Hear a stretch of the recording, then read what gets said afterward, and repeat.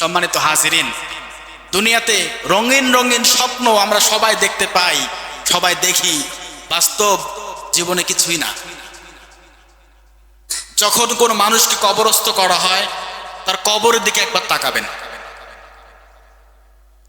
মনোযোগ সহকারে তার কবরের দিকে একবার তাকাবেন।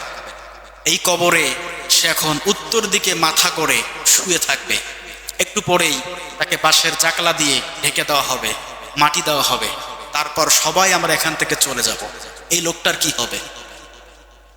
কবরের দিকে তাকালে তো আমাদের পরিবর্তন হওয়ার কথা, ঠিক কি না বলেন?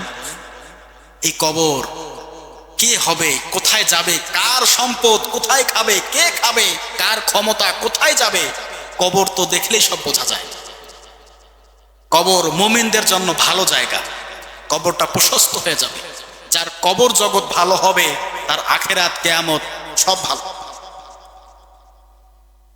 একটা কবরের মধ্যে মানুষকে দাফন করা হয়, আহারে এখন কবর নিয়েও ফাজলামি চলে।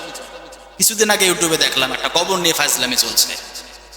একটা ছেলে কবরের মধ্যে লাইট, ফ্যান, অক্সিজেন সব সিস্টেম করে ও নাকি কয়েক ঘন্টা কবরের মধ্যে থাকবে। ওকে মাটি দেওয়া হয়েছে, কবর খুলে দেখে ও বসে আছে। কবর নিয়েও ফাজলামি করে। ওই কবরে আপনাকে কেউ চিনবে? কবরে আপনার হিসাব, আমার হিসাব আপনাকেই দিতে হবে। স্ত্রীকে এতটা ভালোবাসি, মা বাবাকে এতটাই ভালোবাসি, আহা মা বাবার জন্য কত কিছুই না করলাম, স্ত্রীর জন্য, সন্তানের জন্য কত কিছুই না করলাম, কিন্তু এমনটা হবে না যে আপনি কবরে যাচ্ছেন, আমি কবরে যাচ্ছি, এত ভালোবাসলাম ছেলেকে, মেয়েকে, সন্তানকে, স্ত্রীকে, আপনার সঙ্গে কি ওই কবরের মধ্যে আপনার স্ত্রী থাকবে? অনেক তো ভালোবাসলাম তাকে, ভালোবাসি নাই? খেদমত করেছি, ভালোবেসেছি, সন্তানদেরকে আদর করেছি, খাইয়েছি, পড়িয়েছি। আপনার সঙ্গে কবরের মধ্যে কাউকে থাকতে বলা হলে শুধু কান্নাই করবে, কিন্তু থাকবে না। থাকবে? একটু বড় করা হোক, তার স্বামী মরে গেছে, এতটাই ভালোবেসেছিল তার স্ত্রীকে, আজকে ওনাকেও এখানে রাখা হবে, থাকবে না। মাকে বলবেন, মাও থাকবে না। বাবাকে বলবেন, বাবাও থাকবে না। স্ত্রীকে বলবেন, সন্তান ছেলে মেয়েদেরকেও বলবেন, কেউ থাকবে না। ওই অন্ধকার কবরে নিজেকেই থাকা লাগবে। কথা কন ঠিক কিনা? থাকা লাগবে। মরার আগে মরা ভালো।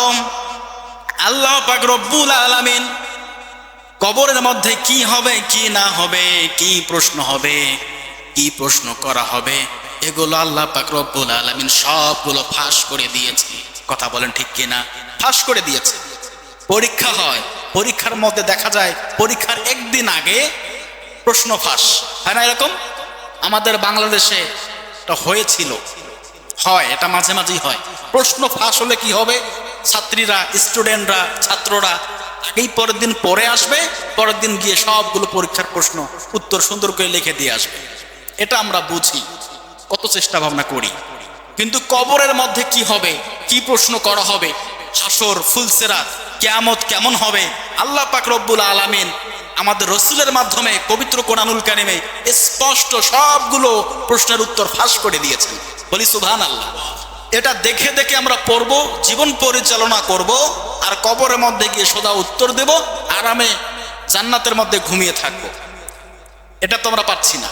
হয় কি এরকম? হচ্ছে না।